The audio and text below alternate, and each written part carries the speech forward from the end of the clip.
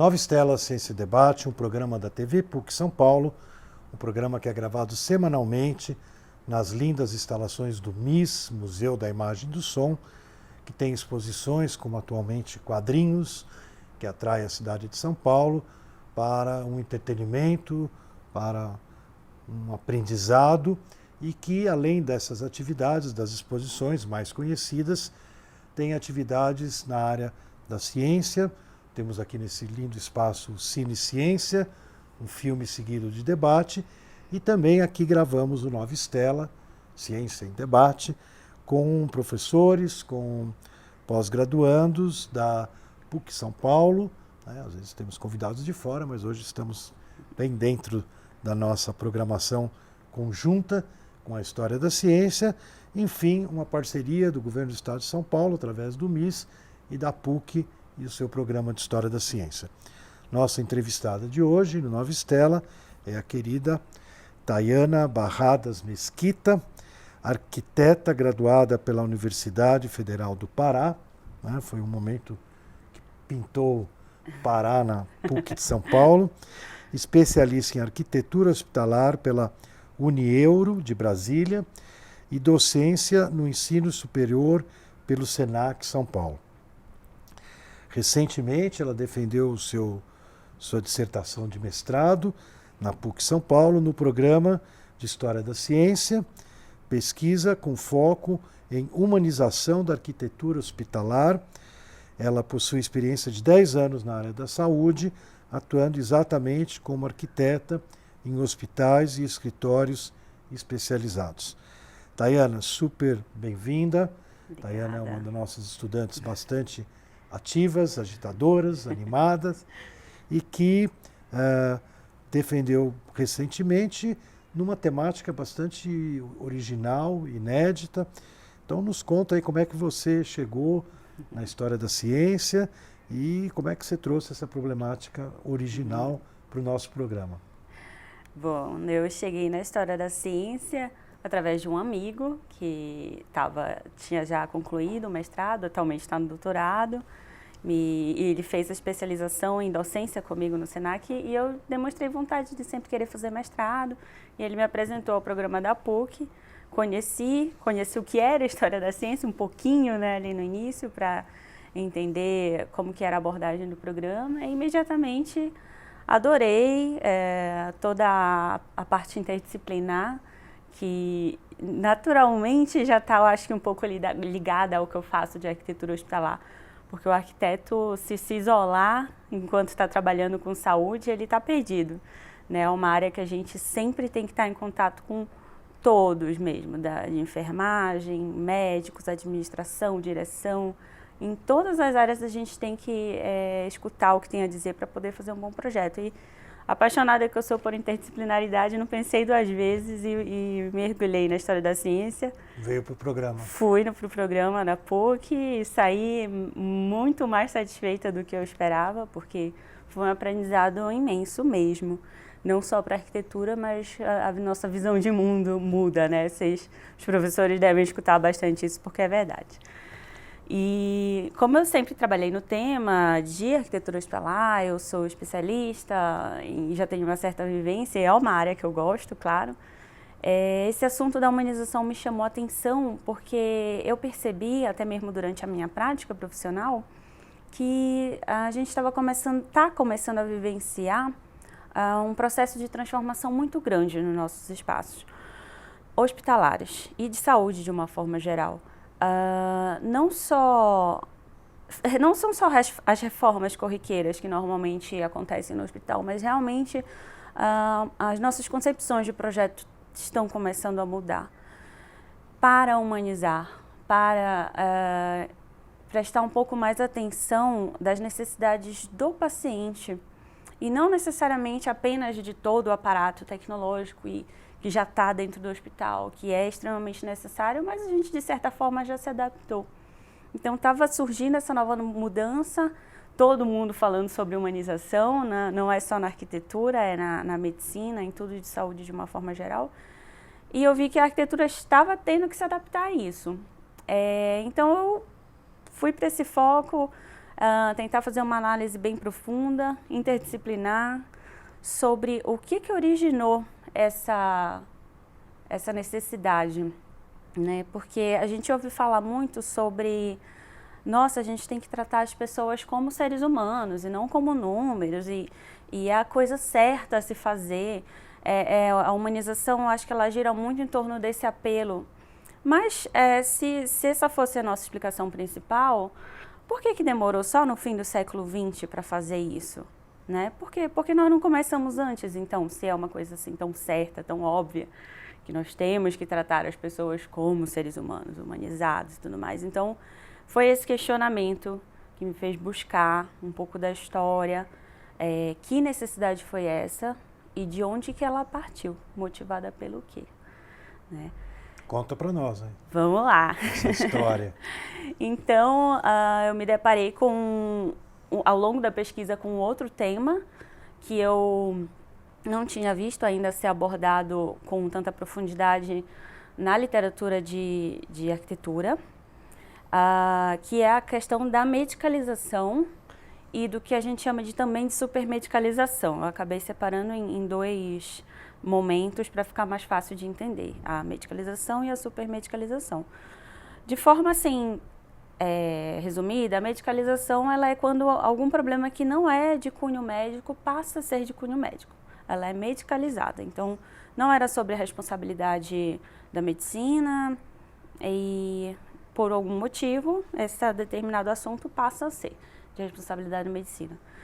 Uma das primeiras coisas que a gente pode ver que aconteceram quanto à medicalização foi no surgimento do hospital psiquiátrico, que foi por onde eu comecei a minha pesquisa histórica, que foi ali entre o século XVIII e XIX, que, na verdade, quem cuidava, não foi só do hospital psiquiátrico, foram de várias coisas mesmo, que hoje estão dentro do hospital, mas pontualizando na psiquiatria, essas pessoas antes viviam à margem da sociedade, mas elas eram de responsabilidade religiosa. Então, muitas das doenças mentais e transtornos emocionais que aconteciam naquele momento eram atribuídos a causas religiosas, né? Possuir, né? Coisas desse gênero.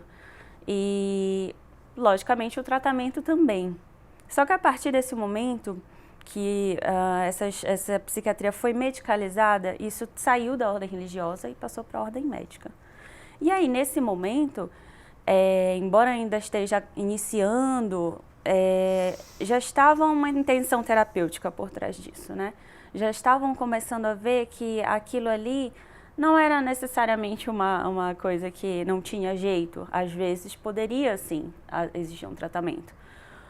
Foi quando entrou Felipe Pinel com as suas pesquisas, que foi conhecido por desacorrentar os doentes, e várias outras vertentes surgiram depois disso como formas de tratamento. Pinel é em que região? Ele é da França e ele surgiu lá e assim, a partir entre o século, essa época mesmo, entre 18 e 19, fim de 18 e início de 19, ele foi amplamente difundido por vários outros psiquiatras, que era um momento que a psiquiatria estava assim, institucionalizando também na Europa. Então, ele foi o primeiro a desacorrentar, digamos assim, né, a difundir esse tipo de terapia para tratar as pessoas, naquela época chamadas de insanos, né? Insanos.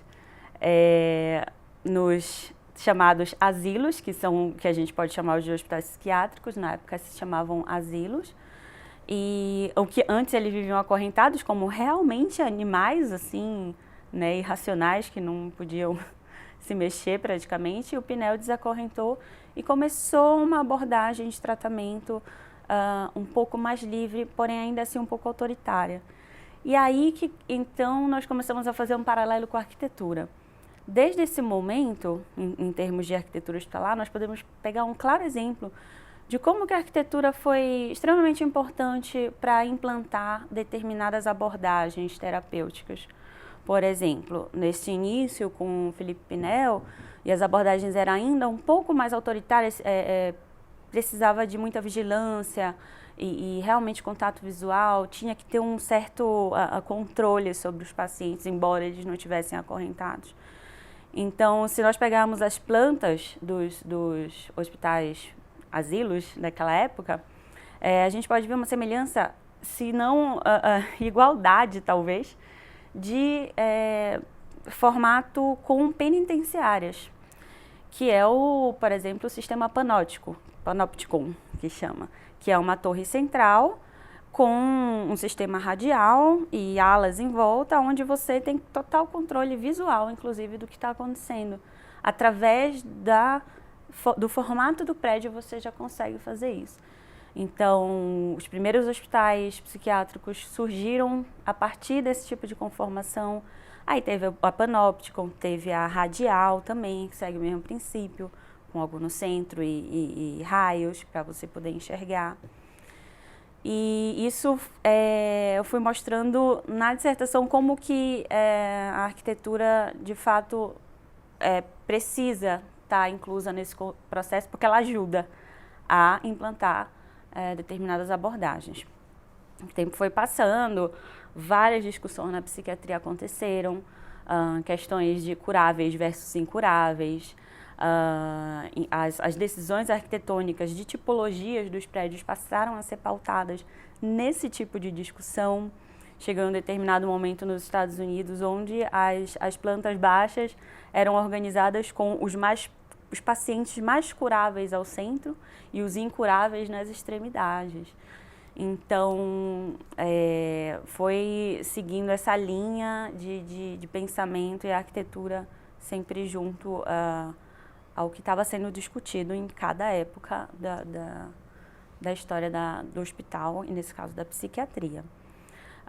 Depois surgiram vários outros, os formatos em pavilionares na Europa, as colônias de alienados, que chama também, até chegar nas comunidades terapêuticas dos anos 90, que inclusive, menção para Nise da Silveira, aqui no Brasil, que foi o nosso grande nome, psiquiatra, que implantou essa abordagem muito mais, já podemos dizer, humanizada, né?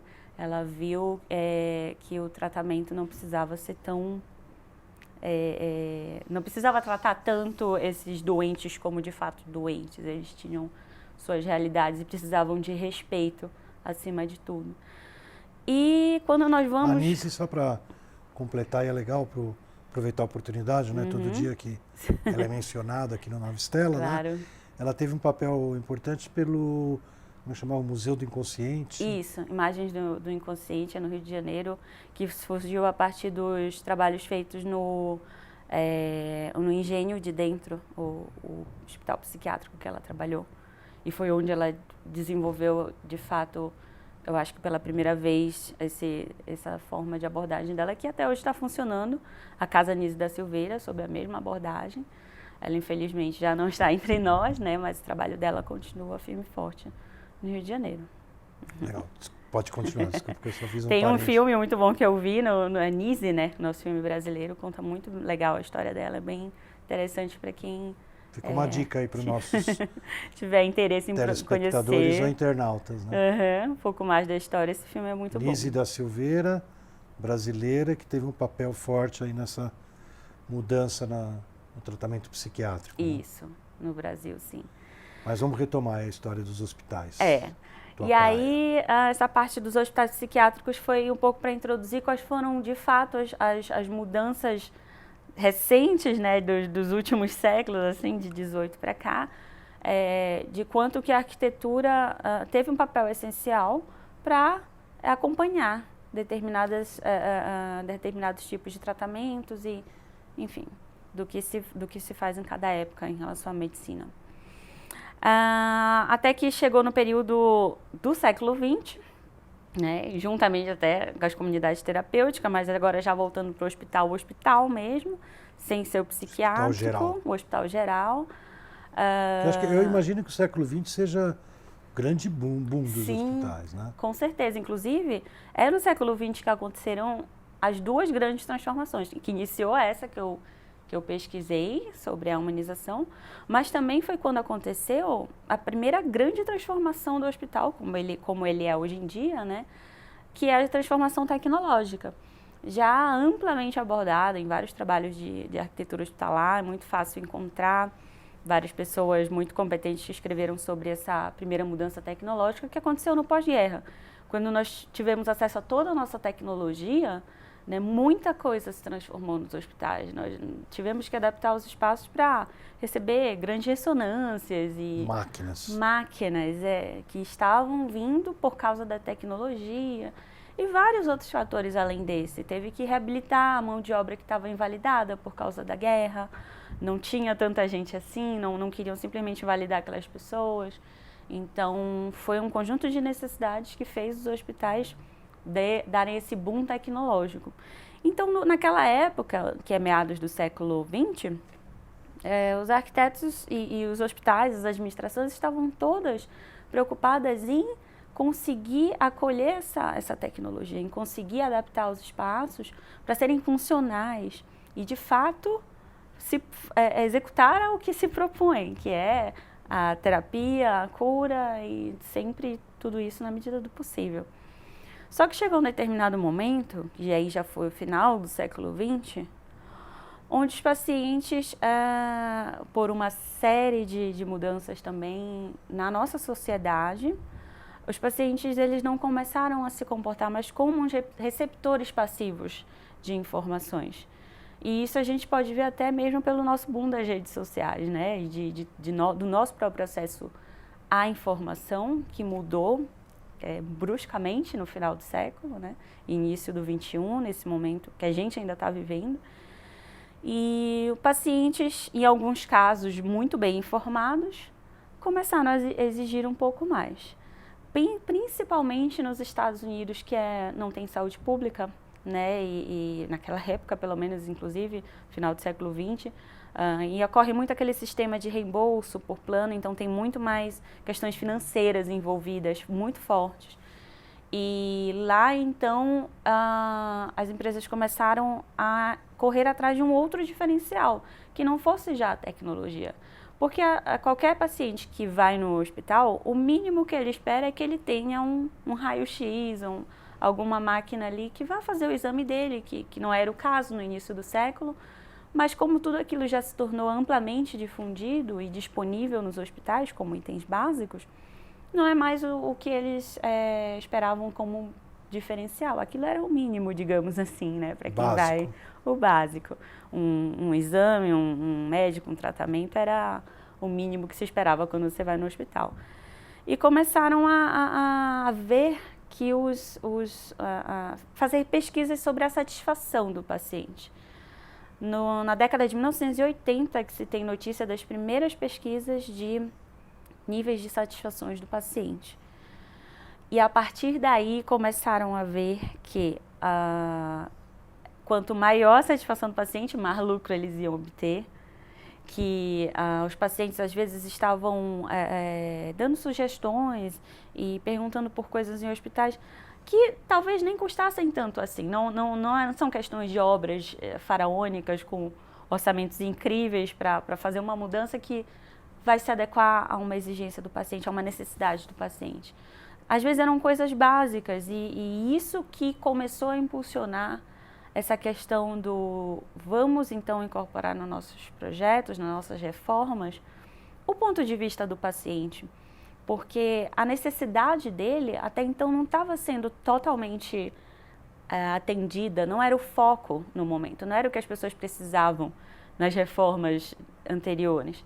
Naquele momento não, o paciente já estava exigindo, ele estava dando preferência para os hospitais que tinham um tratamento que já era mais de seu agrado, que cumpria um pouco mais com as suas necessidades pessoais de pacientes e familiares. E também é importante pontuar aí que não se trata também só do paciente, é da equipe profissional, que também entra no rol da humanização, né? Eles também são pessoas que passam, às vezes, enfermeiros principalmente, jornadas de 12 horas, os médicos com plantões de 24 horas. Né? São pessoas que passam muito tempo dentro do hospital, normalmente mais do que um trabalho comum, talvez administrativo, né? E são pessoas que também precisam de uma atenção especial para estarem confortáveis, terem suas necessidades e, inclusive, isso impacta em redução de erros, de procedimentos mesmo. Existem vários estudos sobre isso. E aí foi quando desencadeou a incorporação do ponto de vista do paciente na arquitetura hospitalar. E parece que começou a virar a chave para todo mundo. Houveram pesquisas em vários aspectos financeiros, do quanto que isso impacta no orçamento do hospital, o quanto que algumas mudanças arquitetônicas físicas podem influenciar até mesmo em taxas de internação dos pacientes. E na arquitetura, principalmente, que é a área que eu estudo, houve um processo de pesquisa que se chama o design baseado em evidências. Até hoje está aí, existem congressos internacionais anuais só sobre design baseado em evidências, que é justamente a pesquisa focada na arquitetura, com números, com pesquisa com algumas metodologias já feitas, sobre o que cada mudança arquitetônica pode impactar no paciente, em todos os seus processos de tratamento. A ideia do design, design baseado em evidências, isso. É essa ideia de você ter elementos que possam comprovar ou substanciar determinadas mudanças. Exatamente, como, por exemplo, os principais hoje em dia são redução de ruído mesmo. Então, uma troca de material que a gente faça no piso, por exemplo, que vai fazer o sapato da equipe profissional até fazer menos barulho, às vezes impacta no nível de estresse do paciente, que está ali internado e aí escuta todo dia o tec-tec-tec do pessoal andando, e redução de ruído é uma dos pontos, por exemplo, que impacta nisso.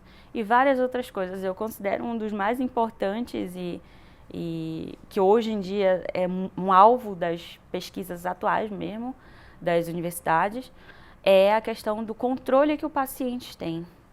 Então, quando a gente fala de humanização, às vezes a gente pensa, nossa, cores bonitas. Lógico que isso é bom também, isso também tem estudos sobre isso. Eu visitei um hospital infantil lá nos Estados Unidos, em St. Louis, tinha alguém que tinha que ajudar para levar para consulta lá um afilhado. E é interessante que, por exemplo, o hospital tinha um oco no meio, né, com um mobile monstruoso de gigante, né, e as crianças só de entrar naquilo já entravam em transe, assim, de alegria, né. E daí todo o hospital era meio, cada sala de espera era meio integrado a esse mobile gigante, com alguns brinquedinhos que tinham uma linguagem, uma coisa muito interessante, né. Sim, com certeza, porque é aquilo, quando ninguém quer ir para o hospital. Todo mundo que vai para o hospital já vai não querendo ir. Porque, a não ser quando você vai ter um filho, né? Mas fora esse caso de nascer uma vida, ninguém vai para o hospital por livre e espontânea vontade, né? Porque está com vontade. Então, tudo que se puder ser feito para amenizar esse sentimento opressor, digamos assim, de você ir para uma coisa que você não queria, tudo é bem-vindo. Inclusive o visual, questão das cores, em hospitais infantis tem muito essa questão do lúdico também, para crianças que são ainda mais estressantes ainda, porque não só elas como os pais estão todos envolvidos naquela situação. Mas, por exemplo, também questões como orientação espacial. Quantas vezes nós não vamos no hospital fazer nossos exames de rotina e nos perdemos lá dentro, né? É muito fácil você se perder dentro do hospital.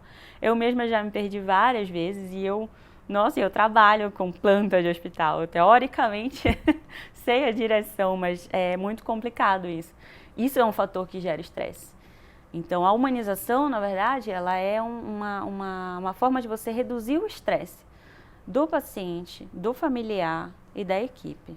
E isso envolve várias coisas, inclusive e fundamentalmente também tem que estar nesse processo a arquitetura, que através desses elementos aí consegue arranjar caminhos de amenizar as situações, contribuir financeiramente, porque quanto mais você se recupera, quanto mais rápido você sai dali, mais giro tem no hospital de pacientes e mais vagas disponíveis para outros doentes tem também. Tayana, a gente está chegando nos últimos 2 minutinhos do programa, mas eu não queria deixar de perguntar, maravilha, a tua dissertação, você vai continuar a pesquisa? Eu espero. Bem-vinda aí ao doutoramento. Rapidamente, assim, como você vê, bem agora especulativo, não precisa ficar presa às notas de rodapé, né? Como você vê o futuro dessa história toda? Para onde caminha? Outro dia eu soube no hospital, não sei se foi o Einstein, que você tem um horário que você pode levar o teu cachorro para visitar, né? Sim. Que antes era impensável, o cachorro passou perto do hospital, acho que eles davam um tiro, né? Agora o cachorro tem um horário que ele vai e que é muito positivo para o paciente, né? Para onde você acha que está indo tudo isso? Eu acho que está cada vez melhor, né? Então, cada vez mais o paciente tem liberdade dentro do hospital, dentro, obviamente, das questões de segurança, de infecção e tudo que tem que ser zelado dentro do hospital, mas o paciente está cada vez mais muito bem informado e no controle do seu próprio tratamento. Não que ele vá escolher, determinar o que é bom para ele, mas ele tem acesso à informação, ele tem poder de escolha, ele tem poder sobre o ambiente que ele está internado e ele tem a possibilidade de encontrar com familiares e bichinhos de estimação, que são uma forma, sim, de apoio psicológico, que não é a mesma coisa de vir de dentro de um hospital, de um psicólogo, uma coisa você dá um abracinho no seu cachorrinho, que você não vê há muito tempo, é um outro tipo de força. Então, acho que finalmente nós estamos nos abrindo para as possibilidades que além ciência, além medicina, talvez, ainda é um pouco difícil de compreender para a gente, mas o que isso pode agregar para o tratamento do paciente. Muito bom. A gente recebeu a Tayana aqui, recém-mestre pela PUC São Paulo em História da Ciência, História da Medicina, História da Arquitetura Hospitalar, né, bem específica ao mesmo tempo, como você falou, bem interdisciplinar. Nova Estela se despede, esperando que novas estrelas estejam também surgindo no nosso horizonte e contamos com o nosso telespectador novamente semana que vem, no mesmo horário, no mesmo canal ou a qualquer momento, em qualquer lugar no YouTube, canal Nova Estela.